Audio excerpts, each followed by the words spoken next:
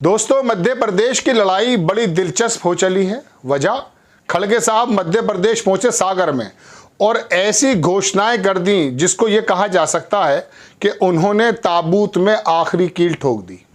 मैं आपको सिलसिलेवार बताऊंगा और थोड़ा सा मध्य प्रदेश का ज्योग्राफिया भी समझाने की कोशिश करूंगा कि कितने परसेंट लोग कौन हैं और कौन कौन उन घोषणाओं से इफेक्ट होने वाले हैं। सबसे पहले खबर देखें, बीबीसी ने इसको छापा कि कांग्रेस अध्यक्ष मल्लिकार्जुन खड़गे ने कहा कि मध्य प्रदेश में कांग्रेस की सरकार बनती है तो किसान कर्जा मुक्त होंगे और जातिगत जनगणना कराई जाएगी। जातिगत जनगणना कराई जाएगी। ऐसा माना जाता है मोटे तौर पर कि केंद्र की सरकार जातिगत जनगणना के थोड़ा खिलाफ रहती है। ऐसा कोई कंफर्मेशन नहीं है, लेकिन विपक्षियों का आरोप है और केंद्र की कोई दिलचस्पी भी नजर नहीं आती। मध्य प्रदेश में दर्शकों, मैं आपको बताऊं कि 21% के करीब आदिवासी रहते हैं और 80 से 85 सीटें जो हैं वो आदिवासियों की वोट से इफेक्ट होती हैं। ऐसे में ऐसे इस टाइप की घोषणा होना, और भी बहुत सारी घोषणाएं हैं, वो बिल्कुल गेम चेंजर साबित हो सकता है।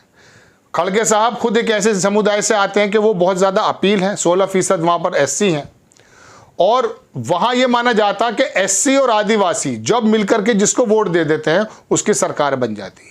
और पिछले दिनों मध्य प्रदेश में आपने देखा कि आदिवासियों के साथ जो भी कुछ हुआ वो हम अतीत में नहीं जाना चाहते, आपको मालूम है।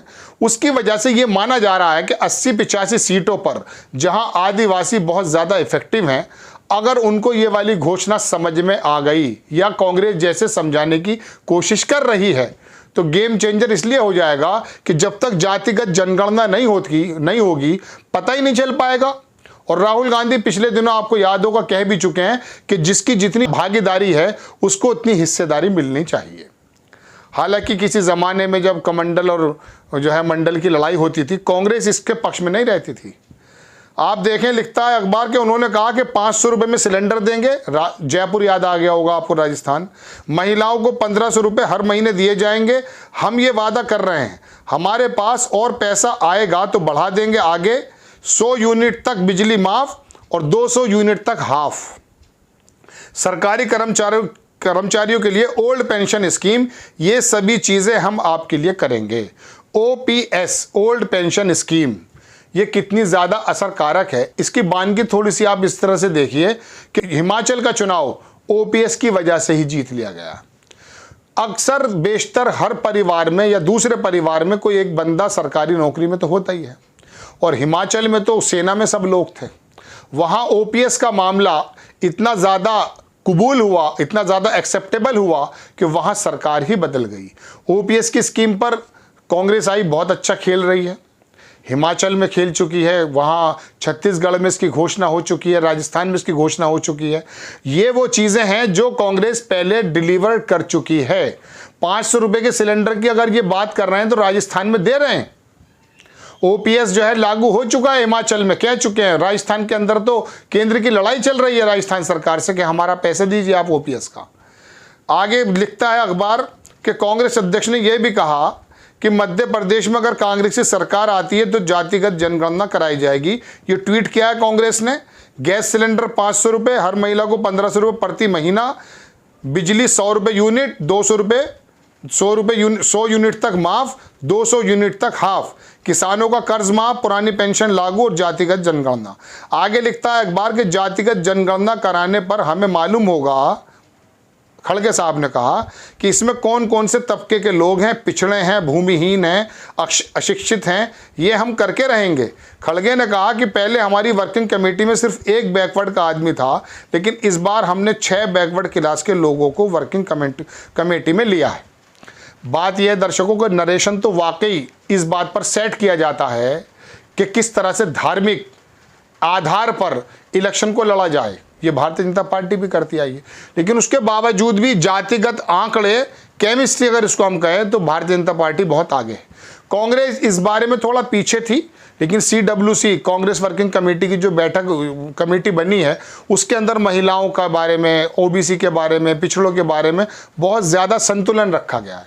शायद कांग्रेस इस बात को समझने लगी है कि बिना जातिगत आंकड़ों के वो अपनी प्लानिंग कोई सेट नहीं कर सकती। मध्य प्रदेश में खड़गे साहब ने ऐसे ही घोषणाएं करते हुए भारतीय जनता पार्टी को बैकफुट पर डाल दिया है। अब मैं दूसरे पक्ष की बात कर लेता हूं। देखिए, इसमें कोई दो राय नहीं है कि शिवराज सरकार अकेले दम पर वहां चुनाव लड़ रहे हैं। ये बात अलग है कि अमित शाह और दिल्ली की आला हाईकमान ने चुनाव अपने हाथ में ले लिया है, लेकिन शिवराज ने जो वहां काम किए हैं, जो योजनाएं जमीन पर उतरी हों या ना उतरी हों, योजनाएं देने में शिवराज भी पीछे नहीं है।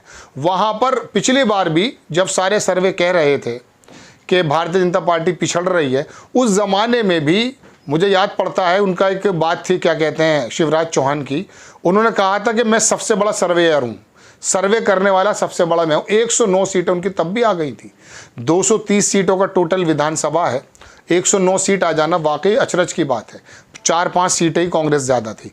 लेकिन उसके बाद अब ये एंटी इनकम्बेंसी, वहाँ पर आदिवासियों के साथ बढ़ते जुल्म सितम और जिस प्रकार से वहाँ भ्रष्टाचार के आरोप लग रहे हैं, ये 2-3 चीज़ें ऐसे हैं जिसकी वजह से शिवराज सरकार वहाँ बैकफुट पर है। एक बात। दूसरी बात, अब ये जातिगत जनगणना, इससे आदिवासियों के बारे में, चूंकि आदिवासियों को 91% गिनते तो मध्य प्रदेश में हिंदुओं में ही हैं, लेकिन हिंदू वो अपने आप को कहने में, अपने आप को हिंदू नहीं कहते। 21% आदिवासी, उनका कहना वो यूसीसी के भी खिलाफ है। चूंकि उनकी अपनी धारणाएं हैं, बहुत सारी चीज़ें हैं जो उनको मेल नहीं खाती। तो इस बार ऐसा लगता है कि ज़मीन पर खड़गे की ये घोषणाएं और जिस तरह से वहाँ पर संचालन हुआ है, जिस तरह से वहाँ शासन हुआ है, उस वजह से वहाँ का दलित, वहाँ का आदिवासी और 7% के करीब वहाँ अल्पसंख्यक वोट है, वो तमाम नाराज़ है। और बाकी एंटी इनकम्बेंसी के अंदर वोट इकट्ठा होकर के कांग्रेस को शायद फ़ायदा पहुँचाने वाला है। और ये घोषणाएँ तो बहुत ही ज़्यादा असरकारक हैं। 500 रुपये का सिलेंडर सरकार कांग्रेस आई दे करके आई है। कर्नाटक के अंदर जो 5 योजनाएं बताई थी राहुल गांधी ने, वो ज़मीन पर उतर गई हैं। तो कांग्रेस के बारे में अब ऐसा नहीं है कि जैसे सरकारें कह देती हैं कि हम ये योजनाएं ला रहे हैं, ज़मीन पर आई या नहीं आई, वो तो देकर आए हैं, उन्होंने साबित किया है। तो इस तरफ से कांग्रेस को बहुत एज मिलता हुआ दिख रहा है और खड़गे साहब की ये वाली घोषणाएं वहाँ पे वाकई बहुत ज़बरदस्त काम करने वाली हैं। आपको खबर कैसी लगी, अपनी राय कमेंट्स बॉक्स में ज़रूर दीजिएगा। चैनल को सब्सक्राइब कीजिएगा, शेयर कीजिएगा। नेक्स्ट टाइम मैं किसी खबर के साथ आता हूँ। जय हिंद।